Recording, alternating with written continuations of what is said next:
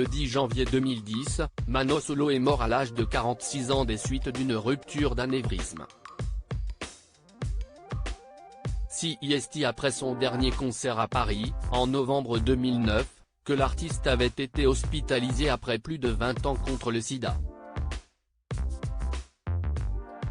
Ce mardi 10 janvier 2022 marque les 12 ans de la disparition du chanteur, mort après son long combat. Inhumé le 14 janvier au cimetière du Père-Lachaise, sa tombe figure non loin de celle de Claude Cabrol. Sa mort a été soudaine, comme celle de son célèbre père, Cabu. Le dessinateur a disparu tragiquement et injustement dans l'attentat du 7 janvier 2015 aux locaux de Charlie Hebdo. Mano Solo avait laissé endeuiller ses proches, parmi lesquels son père, mais aussi le monde de la musique et tous les amateurs de ses chansons si authentiques à la poésie engagée.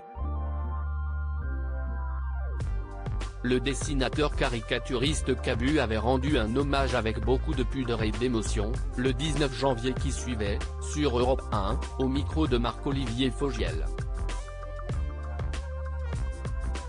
Mano Solo était un homme de caractère.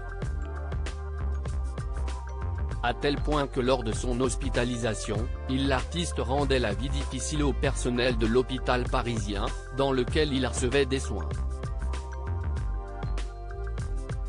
Et CIST ce tempérament bien trempé qui a aussi permis à Mano Solo de se battre jusqu'au bout, comme l'avait précisé son père.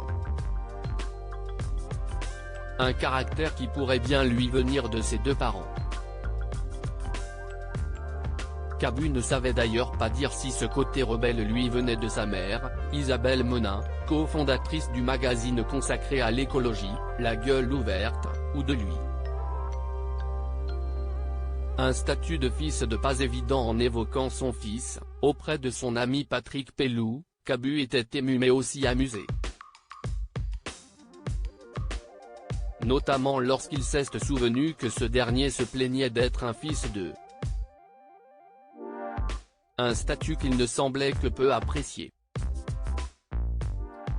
Ce jour, le caricaturiste avait ainsi confié qu'il racontait, « Cabu, il dessine, moi je suis chanteur ».